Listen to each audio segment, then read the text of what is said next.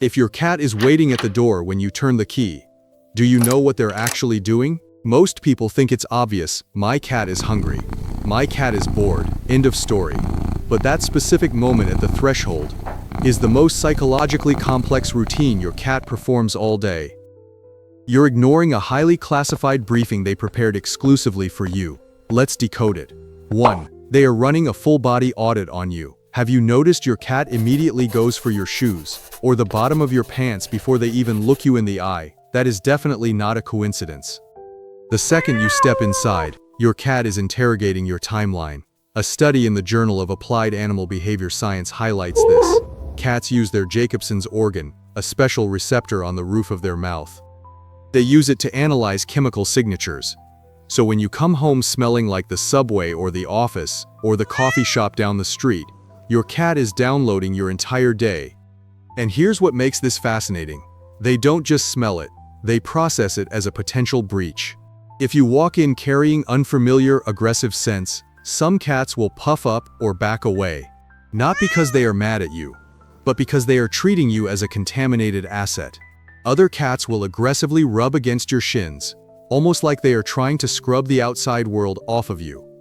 It depends on their confidence level. Think about that for a second. Your cat is doing something unique, something your human family members never do. They are verifying your identity based on chemical reality, not just your face. But this is just the surface, because later I'm going to talk about why your cat insists on sitting there, exactly 2 feet away from the door to do this. And when you hear the reason, it's going to completely break your heart, and it goes way deeper than you think. 2. They are rebooting their territorial network. Ever wonder why your cat does that long, exaggerated stretch right when you walk in the door? Most people think it's just them waking up from a nap, but what's actually happening is way more strategic than that. Your cat operates on a strict spatial hierarchy, and when you leave, the energy of the house stagnates. When you finally open that door, they aren't just doing yoga. They are physically rebooting the space. By stretching, scratching the post, or rolling on the rug, they are visually demonstrating that the ecosystem is active again. You are the catalyst, they are showing you the territory is secure, and they are ready to resume normal operations. Researchers refer to this as social facilitation. It's one of the most deeply ingrained pack behaviors cats have. And here's the part most people miss. If you come home and immediately start rushing around, that grounding ritual gets interrupted and their stress spikes. They aren't being hyper, they are desperately trying to anchor the room's energy. If your cat has been doing that big stretch at the door, and you're just now finding out it was a territorial salute, hit like and subscribe so we can reach more owners who had no idea their cat was executing a protocol. A protocol they never learned to read. 3. That little chirp is actually a classified report. What if that tiny sound they make when you walk in isn't a greeting at all? I know that's hard to hear, but stay with me on this one. Sometimes when your cat meets you at the door and makes that specific trill, they're not saying hello, they're saying the perimeter is secure and I survived. And honestly, once you learn to hear the difference, you'll never listen to that sound the same way again. Here's what I mean. A standard meow is just a demand. But if they greet you with a closed-mouth trill or chirp, that is an emotional debrief. They use a frequency reserved exclusively for mother kittens to signal safety, because in their mind, you being home means the pack is reunited. And it's not just a random noise. A study from the University of Lund in Sweden found something interesting.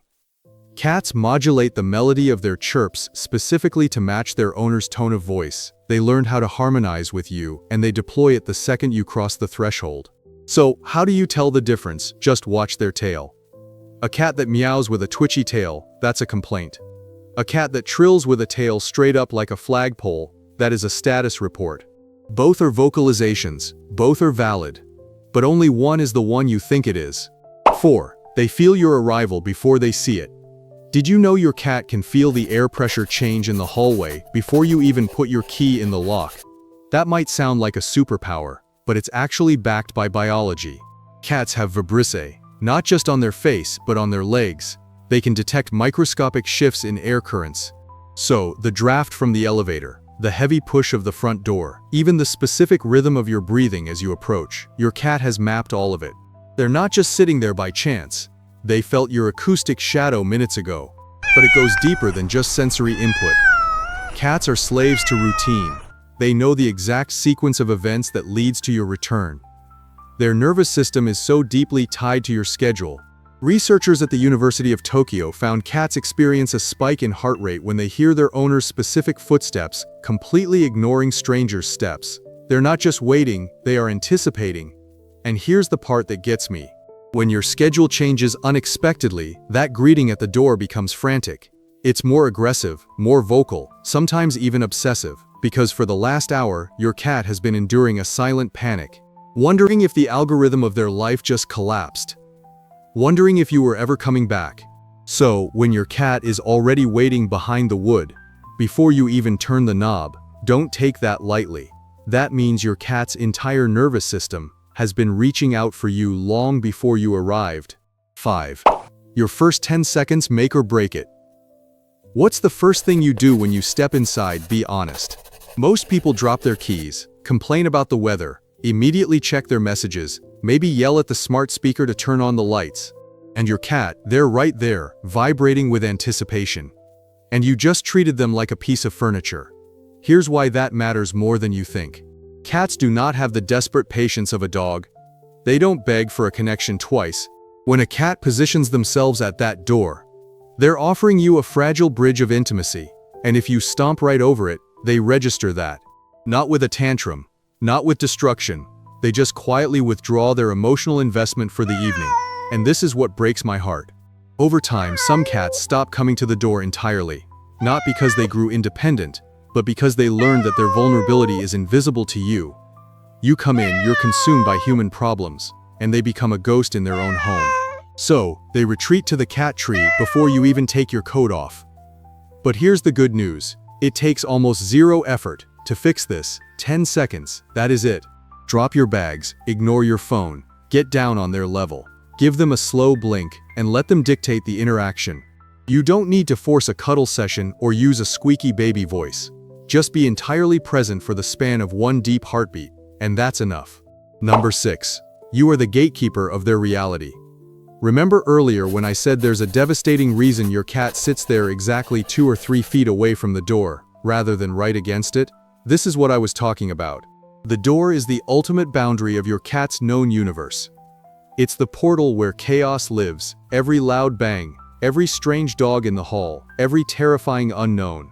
It all exists on the other side of that wood, and your cat understands this perfectly, because they've been guarding that perimeter all day while you were out. So when they sit at that exact distance, giving themselves enough room to flee, but staying close enough to hold the line, they're not just waiting for dinner. They are standing at the absolute edge of their courage. And they do it because you are the only thing making the chaos stop. Feline behaviorists discovered something profound about this spatial dynamic. Many cats view their primary human as a biological shield. It's the exact same psychological mechanism that makes a child hide behind their mother's legs when a stranger approaches. Heart rate stabilizes, adrenaline flushes out, and the survival instinct finally powers down. Your cat is experiencing the exact same relief. The second you cross that threshold, the terrifying outside world is sealed off, because you are finally back home. So the next time you open that door and your cat is sitting there, staring up at you from the hallway floor, know this. That's not a habit. That's not a demand for food.